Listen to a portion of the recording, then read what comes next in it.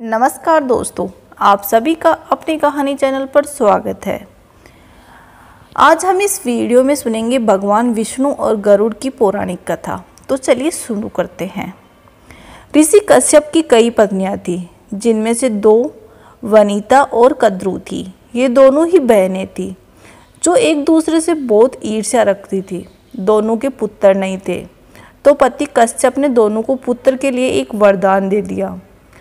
वनिता ने 2 बलशाली पुत्र मांगे, जबकि कद्रू ने 1000 सर्प पुत्र रूप में मांगे, जो कि अंडे के रूप में जन्म लेने वाले थे।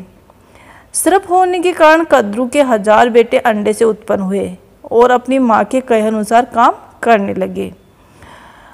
दोनों बहनों में शर्त लग गई थी कि जिसके पुत्र बलशाली होंगे, हारने वाले को उसकी दास्ता स्वीकार करनी होगी। इधर सर्प ने तो जन्म ले लिया था, लेकिन वनिता के अंडों से अभी कोई पुत्र नहीं निकला था। इसी जल्दबाजी में वनिता ने एक अंडे को पकने से पहले ही फोड़ दिया। अंडे से अर्ध विकसित बच्चा निकला, जिसका ऊपर का शरीर तो इंसानों जैसा था, लेकिन नीचे का शरीर अर्ध परिपक्व था। इसका नाम अरुण था। अरुण ने अपनी माँ से कहा कि पिता के कहने के बाद भी आपने अपना धैर्य खो दिया और मेरे शरीर का विस्तार नहीं होने दिया, इसलिए मैं आपको श्राप देता हूँ कि आपको अपना जीवन में एक सेवक के तौर पर बिताना होगा। अगर दूसरे अंडे में से निकला उनका पुत्र उन्हें इस श्राप से मुक्त ना करवा सका, तो वह आजीवन दासी बनकर रहेगी। वैसे विनीता ने दूसरा अंडा नहीं फोड़ा और पुत्र के श्राप के कारण शर्त हार गई और अपनी छोटी बहन की दासी बनकर रहने लगी। बहुत लंबे काल के बाद दूसरा अंडा फूटा और उसमें से एक विशालकाय गरुड़ निकला, जिसका मुख पक्षी की तरह और बाकी शरीर इंसानों की तरह था, लेकिन उसकी पसलियों से जुड़े उसके विशालकाय पंख भी थे। जब गरुड़ को ये पता चला कि उसकी माता तो उसकी बहन की दासी है और क्यों है ये भी पता चला, तो उन्होंने अपनी मौसी को सर्पों के इस दास्तों से मुक्त कराने के लिए उन्होंने शर्त पूछी। सर्पों ने विनीता की दास्ता की मुक्ति के लिए अमृत मंथन से निकला अमृत मांगा। अमृत लेने के लिए गरुड़ स्वर्गलोक की तरफ तुरंत निकल पड़े।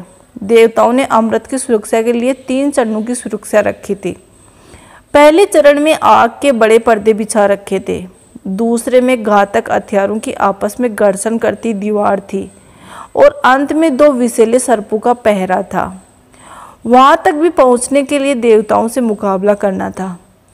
गरुड़ सबसे भिड़ गए और देवताओं को बिखेर दिया। तब गरुड़ ने कई नदियों का जल मुख में लेकर पहले चरण की आग बुझा दी। अगले पथ में गरुड़ ने अपना रूप इतना छोटा कर लिया कि कोई भी हथियार उनका कुछ न बिगाड़ सका और सांपों को अपने दोनों पंजों में पकड़ लिया और उन्होंने अपने मुंह से अमृत कलश को उठा लिया और धरती की ओर चल पड़े। लेकिन तभी रास्ते में भगवान विष्णु प्रकट हुए और गरुड़ के मुंह से अमृत कलश होने के बाद भी उनके प्रति मन में लालच न होने से खुश होकर गरुड़ को वरदान दिया कि वो आजीवन अमर हो जाएंगे। तब गरुड़ ने भी भगवान को एक वरदान मांगने के लिए बोला, तो भगवान ने उन्हें अपनी सवारी बनने का वरदान मांगा।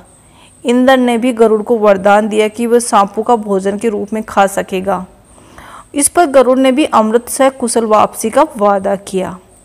अंत में गरुड़ ने सर्पों को अमृत सौंप दिया और भूमि पर रखकर कहा कि ये रहा अमृत कलश, मैंने यहाँ इसे लाने का अपना वादा पूरा किया।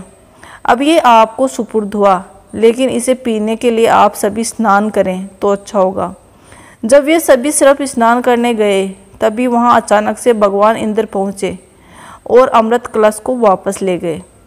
लेकिन कुछ बूंदें भूमि पर गिर गई जो घास में ठहर गई थी। सर्प उन बूंदों पर झपट पड़े, लेकिन उनके हाथ कुछ न लगा। इस तरह गरुड़ की शर्त भी पूरी हो गई और सर्पों को अमृत भी नहीं मिला। अगर आपको मेरी कहानी पसंद आए तो इसे लाइक, शेयर और सब्सक्राइब जरूर कीजिए। धन्यवाद।